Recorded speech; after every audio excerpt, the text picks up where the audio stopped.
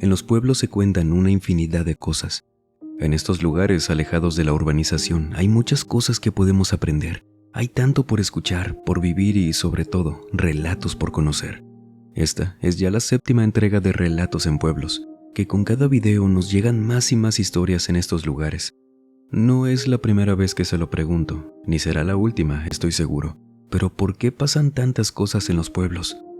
Bienvenidas damas, bienvenidos caballeros. Vamos a aprovechar que ya estamos por aquí y permítame acompañarlos durante cualquier actividad que estén realizando o pónganse cómodos. Vamos a desconectarnos un ratito del estrés y de la prisa del mundo exterior. Y mejor, preparen y acompáñenos con la bebida de su preferencia. Y nos vamos con Alberto Rojas, quien esta noche, desde Puebla, México, nos cuenta esto. Cuando era pequeño, a inicios de los 90s, vivía en un pueblo llamado La Magdalena Tetela, municipio de Acajete, Puebla. Y ahí, en este pueblo, anteriormente existía un jagüey rodeado de los árboles de pirules. Básicamente el jagüey es una pequeña concentración de agua como un lago pequeño, y el pirul es un árbol endémico de esos lugares. Ya a día de hoy es un parque. No recuerdo exactamente la fecha, pero fue a mediados del año 94, en la temporada de lluvias, cuando tenía 6 años. En esos días mi madre me llevó con ella a actualizar su credencial de lector a la presidencia del pueblo. Recuerdo que había mucha gente aglomerada y por ese motivo perdí a mi mamá de vista, y en mi desesperación decidí regresarme solo a mi casa, ya que me sabía perfectamente el camino de regreso. Al regresar tomábamos como atajo pasar por el jagüey. Al ser temporada de lluvia, este jagüey se encontraba lleno de agua a su máxima capacidad. Mi madre siempre me decía que tuviéramos mucho cuidado con acercarnos al agua, que de hecho mejor no lo hiciéramos. Pero ustedes saben que uno, siendo niño, tiene poca conciencia del peligro. Y me acuerdo que yo me asomaba al borde y desde ahí arrojaba piedras. La verdad es que sí me divertía un rato jugando ahí solo, cuando del otro lado vi a un niño jugando también. Yo seguí en lo mío, y en cuanto decidí continuar hacia mi casa, pasé por el lugar donde bajaba el agua que llovía y entraba en el jagüey, el cual hacía una pequeña zanja y podías bajar por ahí hacia este lugar. En mi travesura me asomo a ver y me doy cuenta de que ahora el niño que vi al otro lado estaba ahí abajo. Él era un niño como de unos 10 años, vestía una playera y pantalón blanco, quien al verme me preguntó si quería jugar con él. Yo le respondí que sí quería, pero que era muy peligroso jugar ahí, que mejor saliera y podríamos jugar a otra cosa, a lo que él me responde: «No te preocupes, no pasa nada, es muy divertido, mírame a mí». Yo veía cómo caminaba y se acercaba al agua como si nada. Eso sí se veía muy fácil. Yo, al ver esto, trató de bajar y al pisar, noté que había mucho lodo y mi zapato comenzó a hundirse. Decidí mejor no bajar, ya que me llenaría de lodo tanto mi zapato como mi pantalón, y entonces mi mamá se daría cuenta de que había jugado ahí y me regañaría. Me regreso, le comento eso al niño y él me dice: «Baja, tu mamá no se va a enterar, así que no te preocupes, mira cómo yo no me ensucio». Ahí me doy cuenta de que por más que él andaba ya entre el lodo y el agua, su ropa, que era blanca, no tenía ni una sola mancha. Ni siquiera se veía mojada, y eso que era puro lodo. En mi inocencia, a mí me parecía algo raro y curioso todo esto. Pero yo le digo que no, que lo mejor era irme para mi casa porque ya me había tardado mucho tiempo, y él me responde: «Mira cómo no pasa nada». Seguía insistiendo con eso, y yo veo cómo él empieza a caminar hacia adentro del jagüey, como si nada, pero él entró de espalda, viéndonos cara a cara, sin dejar de vernos a los ojos. Yo noto cómo el agua lo va cubriendo conforme va entrando en lo profundo, hasta que únicamente su cabeza queda por fuera. Me mira por última vez, me sonríe y se sigue hundiendo hasta desaparecer completamente. En ese momento, lo único que pasó por mi mente fue: su mamá lo va a regañar. Esperé como unos 5 minutos a que saliera, pero él ya nunca salió del agua. Al ver esto, me doy la vuelta para continuar hacia mi casa, confundido. Cuando llegué estaba mi abuela. Le platico todo esto y ella me dice que qué bueno que no le hice caso a ese niño. En eso llega mi mamá también, le platico, por supuesto que me regaña y noto cómo se quedan viendo las dos. Ahí, luego de regañarme, me contaron que hace mucho un niño había perdido la vida en ese Hawái. La gente contaba que lo veía y cuando les dije esto, suponen, y yo también, que quizás era él. Y qué bueno que no le hice caso. No sé qué hubiera pasado si entraba con él al agua. Un espíritu malintencionado, tomando la forma de un pequeño, o realmente era ese niño quien cuentan falleció en ese sitio. ¿Usted qué piensa?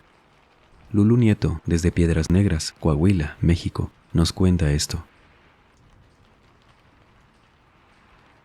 Me costó mucho poder escribirles esta anécdota porque por algún tiempo lo suprimí en mi inconsciente. Tanto así que los únicos recuerdos que tenía en mi mente parecían ser como un sueño de esos que te distorsionan la realidad. Pude hacerlo consciente finalmente, hace un par de meses que en mi terapia practicamos la hipnosis, a la cual ingresé desde hace tiempo porque es requisito empezar tu proceso terapéutico, al menos en la universidad que estudio. Esto debido a que me encuentro cursando la carrera de psicología. Y si bien fue un evento traumático para mis primos y para mí, mi psicóloga me dijo que esto podría funcionar como un medio catártico para contribuir a superar ese suceso, el contarles mi historia. Y quizás si se puede escucharla en este canal, dado que como soy una gran fanática de lo paranormal, podría utilizar esta pasión para ayudarme a mí misma con esto. Ocurrió cuando tenía alrededor de unos 10 años. Fuimos a visitar a unos tíos a Estados Unidos, quienes vivían en un pequeño pueblito de Texas, Irán se llamaba. Sé que sigue siendo pequeño, pero en esos años todavía más. La verdad, era un pueblo muy aburrido. No había mucho que hacer por allá con mis primos y afortunadamente para nosotros. Solo pasábamos ahí una semana y después nos íbamos con otros tíos más al norte, en ciudades más grandes. Es por eso que durante los 7 días que nos quedábamos ahí, mis tías nos sacaban a pasear a donde fuera, mientras que mis tíos estaban trabajando. Fue así como una de mis tías nos llevó a un deportivo que tenía piscinas, en otro pueblo, saliendo por la carretera hacia Fort Stockton. Una a las que solían llevar a mis primos mayores cuando eran más pequeños. Sin embargo, al llegar nos percatamos de que no había nadie. Incluso nos bajamos a preguntar si estaba cerrado, porque solamente había 2 trabajadores que se encontraban reorganizando el gimnasio que se encontraba enseguida. Ellos nos dijeron que ya casi nadie iba, lo que podía ser por diferentes motivos. Por un lado, ya no había tantos niños ni jóvenes en ese pueblo, pues cuando crecieron, muchos se habían ido de ahí por obvias razones a otras ciudades y, por otro lado, los pocos que quedaban ahí se iban de vacaciones a otros sitios un poco más turísticos. Así que prácticamente teníamos el lugar para nosotros solos, que en total éramos unos 7, mi mamá, mis 2 tías, mis 3 primos y yo. Ya entrados en confianza, mis tías le preguntaron a estos muchachos que si podían ingresar unas bebidas y una que otra comida que llevaran. Sin dudarlo, los encargados bromearon diciendo que únicamente les dirían que sí si les traían algo a ellos. Eran una pareja compuesta por una chica y un chico de preparatoria más o menos. Dijeron que habían conseguido ese empleo para el verano y que por cierto eran muy amables. Se reían mucho con mis tías. De manera que a nosotros nos dejaron jugando en la piscina mientras que ellas fueron a una tienda de autoservicio más adelante, y estos chicos nos vigilaban de lejos, ya que había ciertos puntos de la piscina un poco más profundos. Esto debido a que la piscina contaba con trampolines para lanzarse desde lo alto. Tras unos minutos me di cuenta de que solamente mis primos y yo estábamos afuera disfrutando del agua. Aún así, me sentía protegida porque mi prima Sara, la mayor de todas, sabía nadar muy bien y cuidaba de nosotros. En ese momento ella tenía unos 14 años, por lo que no había de qué preocuparse, además de que ninguno de nosotros estaba interesado en ir hacia lo profundo o saltar de uno de los trampolines. De hecho, Sara era la única que nadaba por toda la piscina, incluido lo hondo. Sin embargo, cuando estaba justamente en uno de los lados más hondos, noté que se detuvo de repente. Flotaba mientras se palpaba su cuerpo, lo que me hizo pensar que se le había caído la cadena, a lo mejor una que siempre cargaba con ella, aunque lucía más nerviosa que preocupada. Luego vi cómo se sumergió buscando algo, cuando tras unos segundos vimos cómo empezó a patalear y esforzarse por salir. Ahí supimos que se estaba ahogando. Rápidamente corrimos a avisarle a los trabajadores y cuando regresamos, vimos que ya se había acercado a la orilla aunque seguía batallando para flotar. Este muchacho saltó al agua para sacarla, mientras que la chica se fue corriendo hacia el costado que se encontraba Sara para ayudarla a salir. Ella llegó primero y, a pesar de su esfuerzo por sacarla, no podía hacerlo. Cada momento era vital porque no sabíamos si Sara había tragado mucha agua o había tenido la oportunidad de tomar buen aire, de respirar bien.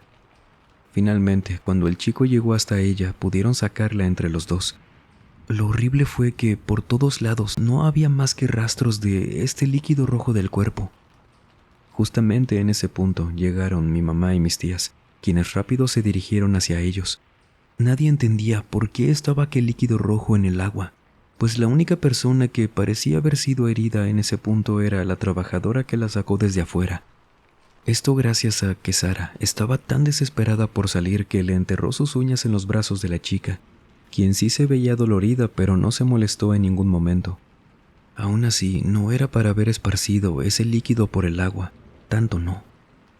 Pero después nos dimos cuenta de que la razón por la que Sara se había detenido en un principio fue porque, como a cualquier otra chica de su edad le sucede, su periodo le había llegado, por lo que se detuvo para ver si no había manchado el agua. Pero durante ese momento, y cuando apenas vio unas gotas de eso, dijo que sintió cómo la jalaron hacia el fondo con una fuerza tan brusca que no podía salir de ahí. Le creímos porque en sus piernas traía unos rasguños y marcas de lo que parecían ser unas garras o uñas muy afiladas, aunque claramente no había nadie más en la piscina que nosotros. Entonces no había mucha explicación para eso que pasó, pero la evidencia estaba ahí, además de que obviamente eso no lo pudo fingir, y su miedo fue tan grande que a todos nos asustó. Los encargados no tenían idea de lo que pudo haber pasado. Buscaron algo en la piscina, pero no había nada. Era de día, había sol. Veíamos perfectamente todo, pero aún así nada. Mis primos y yo estábamos de testigos que las cosas habían estado en orden hasta ese momento. También dijeron que tenían 2 semanas trabajando ahí, y que en un principio les pareció sospechoso que los contrataran inmediatamente, sin poner muchos filtros ni preguntar si estaban capacitados para los trabajos de piscina. Y nos dijeron que nosotros éramos la segunda familia apenas que iba a ese deportivo, los únicos que habían ido en 2 semanas en aquel pueblo. Esa tarde sí arruinó nuestras vacaciones, pues mi tía, la familia de Sara, no pudieron acompañarnos a los planes que teníamos por delante. En vez de eso, se la pasaron yendo con médicos para curarle y revisarle las heridas de las piernas. Y del mismo modo fueron con algunas personas recomendadas discretamente, que se relacionan con asuntos que yo no entiendo muy bien. Imagino que para hacerle limpias o algo así, ya que mi tía le contó a mamá que Sara estaba teniendo pesadillas constantes. Se despertaba gritando y encontraban charcos de agua en su habitación, que iban desde la puerta hasta la cama de Sara.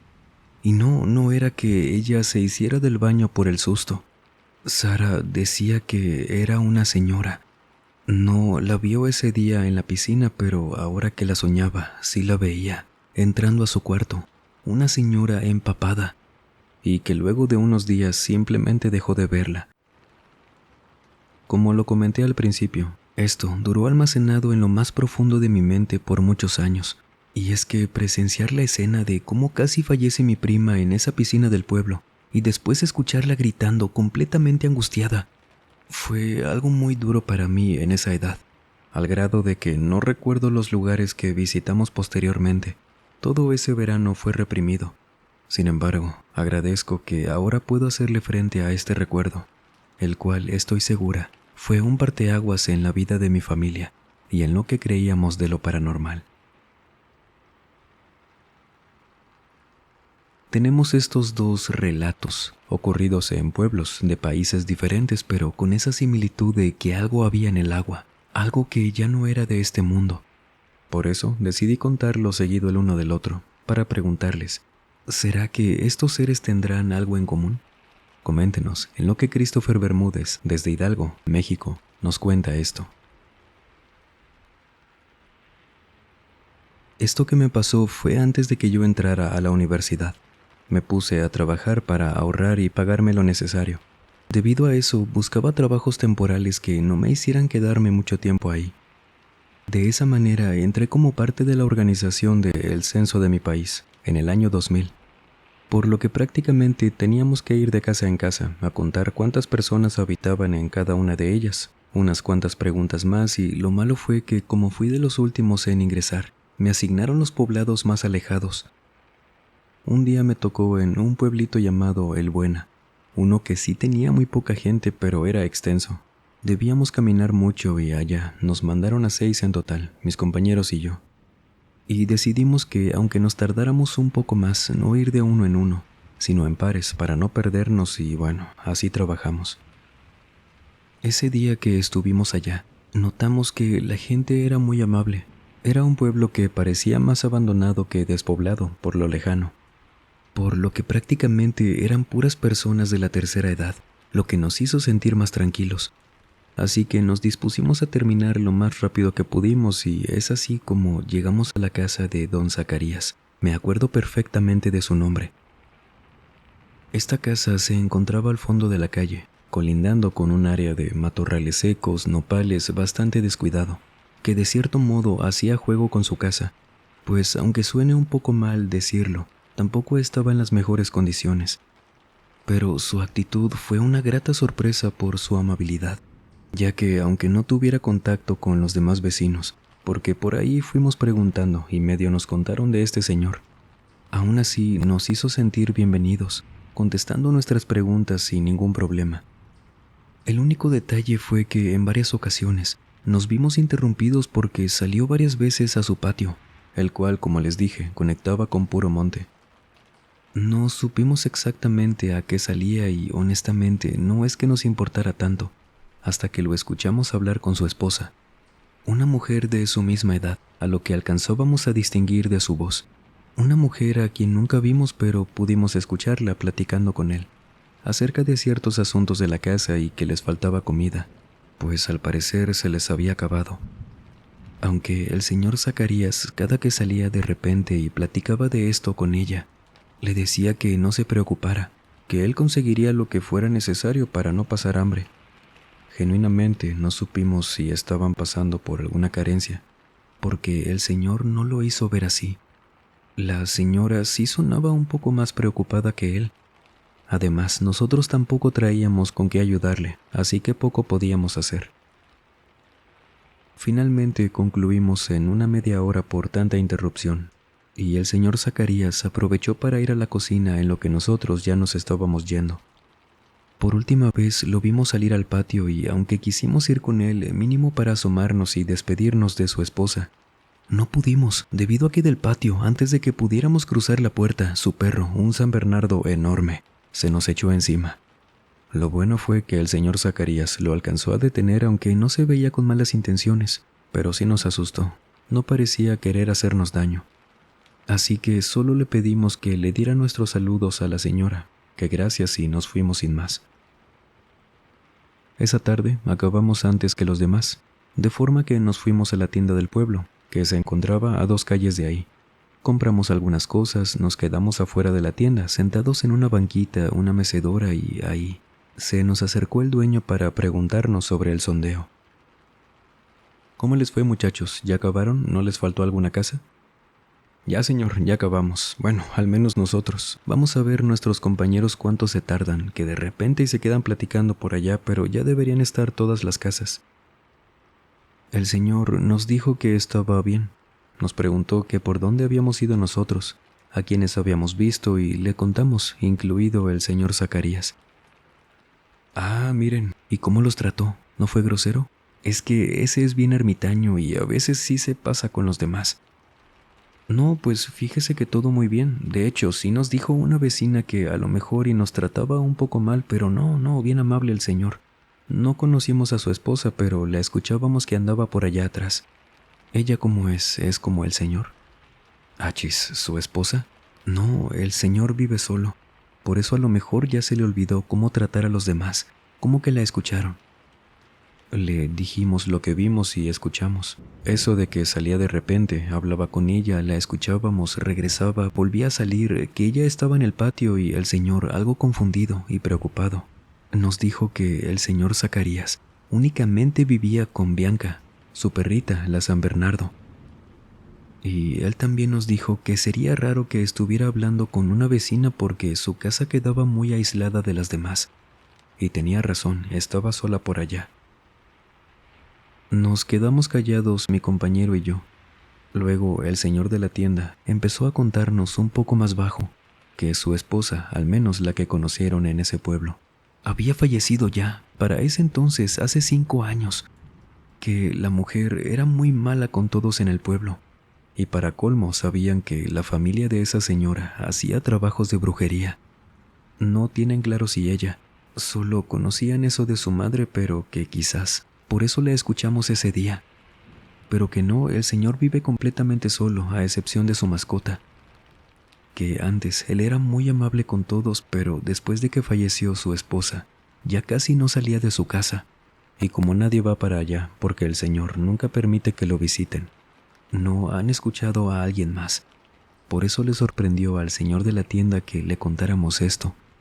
Y nos dijo que quizás era su esposa, haciéndose presente por puro sonido, que por eso tal vez no la pudimos ver. Se entiende si una persona, después de una pérdida, como lo es un fallecimiento, aún sigue viendo o escuchando a alguien. Siempre está la posibilidad de que sea parte del duelo. Puede que sí, puede que no. Pero cuando dos personas, incluso externas a su entorno, como en este caso, hasta la escuchan, ¿qué pasa? ¿De qué hablamos? Piénselo. Y una persona que solo prefiere lo llamemos Kilian, esta noche, desde Veracruz, México, nos cuenta esto.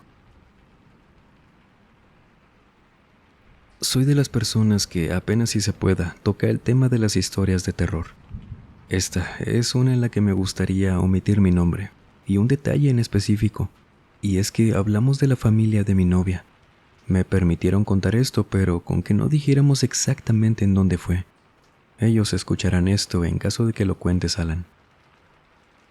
Por experiencia, como les iba diciendo, les puedo asegurar que a más personas de las que creerían, les llama la atención hablar de esto, de historias de terror, ya que de algún modo es imposible no tener una opinión sobre estos temas y justamente este fin de semana pasado que les escribo este correo, pude confirmarlo con quien menos me lo esperaba, ya que mi novia me pidió acompañarla durante unos días a visitar a unos familiares de otro municipio. Nosotros somos de Jalapa. Nos quedamos platicando un buen rato con su familia, en especial con su mamá, quien nos contó algo muy aterrador, algo que mi novia decía tenía para contarme, pero prefería que su madre lo hiciera, si no, no le iba a creer. Su madre nos contó que durante un periodo de su infancia, alrededor de los 6-7 años, tuvo muchos problemas para dormir, y no porque sufriera insomnio o de pesadillas, sino porque desafortunadamente, a esa edad ella empezó a padecer de sonambulismo, por lo que era muy peligroso que se anduviera moviendo por las noches alrededor de la casa, porque sí era de las que caminaban dormidas. Era peligroso, sobre todo porque su familia se crió en un pueblo a las afueras del estado, donde en aquel entonces era un área bastante rural, si de por sí aún lo es, en esos años aún más. Era peligroso por muchas cosas, por ejemplo, no había mucha luz en las calles, además de que los espacios entre las casas eran de mucho terreno, y para llegar al poblado más cercano, como mínimo, nos dijo, debías conducir 1 hora y media. También era peligroso porque ni los padres ni sus hermanos se daban cuenta cuando esto ocurría, pues únicamente se percataban de esto cuando ella despertaba al borde de su cuarto o de la puerta que daba hacia el patio. Lo raro fue que este padecimiento le duró apenas un mes, hasta que se dio cuenta de la verdad, y es que realmente nunca padeció sonambulismo, era algo mucho peor. Nos contaba esto y se ponía muy nerviosa su madre. Ella descubrió por su propia cuenta que en una ocasión, en la que se despertó en uno de estos episodios, donde tras un ligero golpe en la cabeza con el filo de la puerta de su cuarto, retomó el conocimiento y vio cómo estaba flotando, en posición de estar acostada. Ella se iba desplazando por su casa. De primero no pudo moverse porque ella decía que sentía como una parálisis del sueño, pero una vez que su cuerpo pudo reaccionar, no dudó en gritar, lo que despertó a sus hermanos y a sus padres, quienes salieron inmediatamente de sus cuartos para ver qué pasaba. Lo siguiente lo confirmaron no solo ya su madre, sino también los tíos que estuvieron ahí esa noche y que estaban ahora escuchándola contándonos esto. Ellos vieron como algo que describieron como una sombra o humo, un humo negro. Se fue escabullendo entre los pasillos hasta salir por la puerta del patio, que daba directamente hacia la maleza que quedaba a las afueras del terreno. Pero que todos bajaron a la madre de mi novia. Sí la vieron levitando. Cerraron todo, no salieron a buscar nada porque todos habían visto claramente que aquello no fue una persona, por lo que se encerraron y comenzaron a rezar juntos. Al día siguiente fueron desde muy temprano a la iglesia de ahí del pueblo. Pidieron hablar con el sacerdote y le contaron lo que pasó. La familia de mi novia siempre tuvieron muy buena relación con el padre, muy estrecha. Y nos contó que esa noche que el sacerdote pidió hablar con la abuela de mi novia y junto a un hermano suyo, el mayor, les contó. No tenía mucho tiempo que un hombre, que no dijo si era del pueblo o de otro poblado más alejado, se acercó con él y le pidió confesarse. Pues resulta que este hombre le confesó que había entrado a un grupo de personas quienes ellos no eran de ese pueblo, eran de otro. Le empezó a confesar todo, que le dio detalles y a pesar de que no podía decir nada el sacerdote, sentía que debía advertir a los demás, solo que no sabía cómo. Y por eso les dijo las cosas sin dar tanto detalle. Esta persona le dijo que al principio ellos hacían cosas muy malas, le rezaban a algo que estaba completamente alejado a Dios, y no le quiso decir exactamente a quién o qué le rezaban, pero dijo que ya tenían mucho tiempo rindiéndole culto a las afueras del pueblo, cerca de la sierra. Allá les quitaban la vida a muchos animalitos pequeños, perros, gatos, gallinas, pero que cuando empezaron a buscar a animales más grandes, chivos, cabras, borregos, burros, luego vacas y caballos, ahí se empezaron a dividir todos. La gente, según esta persona, como que quería acaparar la atención de lo que les ofreciera esto que no sabía el sacerdote a qué se refería. Y por eso empezaron a robarse animales. Este hombre le dijo que ya estaba cansado, que no podía con eso, no se podía salir tampoco porque lo tenían muy bien ubicado a él y a su familia. Y les contó que aquel hombre dijo, ¿quién sabe qué le estén pidiendo que ahora empezaron a llevar niños?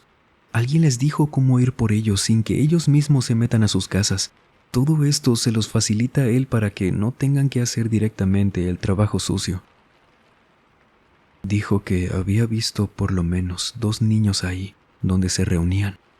Por eso se fue a confesar, no podía ya con la culpa. Le dijo todo lo que sabía al sacerdote, a excepción de lo que les comenté que no. Por eso cayeron en cuenta de que, si bien, al menos en su pueblo, no había reportes de infantes desaparecidos, o que alguien les contara eso, sí tenían tiempo que habían empezado a faltar animales, solo que no sabían quién pudo ser. Nadie tenía la necesidad de robar ahí. Nos contaba la mamá que si te llegabas a robar alguna vaca, caballo o burro, fácilmente se daban cuenta dónde lo escondías, se los llevaban de ahí. Y el padre les dijo que sí estaban intentando llevarse a mi suegra. Les dijo que siempre durmieran con ella, que cerraran bien, que les regaló un par de cirios, crucifijos, un rosario, todo bendito y que lo colocaran en varias partes de la casa. Porque lo que había entrado esa noche, a como le contaron todo, no había sido una persona, era algo que enviaban por ella, algo que le servía también a eso, que le rendían culto afuera del pueblo. Todo lo colocaron como se los dijo, durmieron con ella siempre, se mantuvieron al pendiente, hasta amarraron con un mecate a mi suegra de los pies de cada uno de los padres para que no se la llevaran. Batallaban mucho con eso, sí, pero el haber visto eso, para ellos fue impresionante, verla flotando así. Luego, ver la otra cosa saliendo y que el sacerdote les contara eso fue impactante. Y días después, el sacerdote Les dijo que aquel hombre no había regresado ya. Dijo que había llamado a la policía por la presión y quién sabe qué pasó. Pero la familia de mi novia dijeron que así como ya no les pasó nada malo, que nunca bajaron la guardia en ese pueblo, también notaron que los animales dejaron de desaparecer. Mi suegra dice que aquello la traumatizó tanto. Cuando se calmaron las cosas, irónicamente, ella se puso peor. Ya no podía dormir en las noches, todavía tenía más problemas con lo del sueño. Ahora sí, de plano era puro insomnio, pesadillas, y tuvieron que irse de ahí, vender esa propiedad tiempo después. Y jamás volvieron a escuchar sobre eso que fácilmente les pudo haber cambiado la vida si no hubiera sido por esas veces que la encontraban despierta, que a diferencia de esa última vez, sí la vieron levitando. No sabemos qué tan mal le hubiera ido o qué se le hubiera llevado. Entonces, ¿por qué pasan tantas cosas en los pueblos? ¿Por qué hay situaciones tan turbias que parecen ajenas al día a día de la ciudad? ¿Cómo es que hay tantos eventos paranormales allá afuera que imagínense cuántas no se llegan a contar? Por suerte, estamos aquí para escuchar algunos. Gracias por compartirlos con nosotros. Y cuéntenos, ¿le ha pasado algo raro en un pueblo? Sería un placer conocer su historia. ¿Le gustan los panteones? De ser así, le invitamos a ver nuestra nueva entrega en nuestro canal Misterios de la Fogata, pues allá visitamos el panteón que se dice es el más grande de Guadalajara. Lo recorremos, le contamos su historia, relatos y si gusta, se lo dejo en el primer comentario. Muchas gracias de antemano. O si usted tiene algún relato para contarnos, por favor, escríbanos a través de cualquier medio que le facilitamos en la descripción o en el comentario fijado. Siempre es un gusto. Y sin más por agregar, les mando un muy fuerte abrazo. Nos vemos en el próximo video. Y el último en salir, por favor, apague las luces y cierre las puertas del mausoleo. Buenas noches.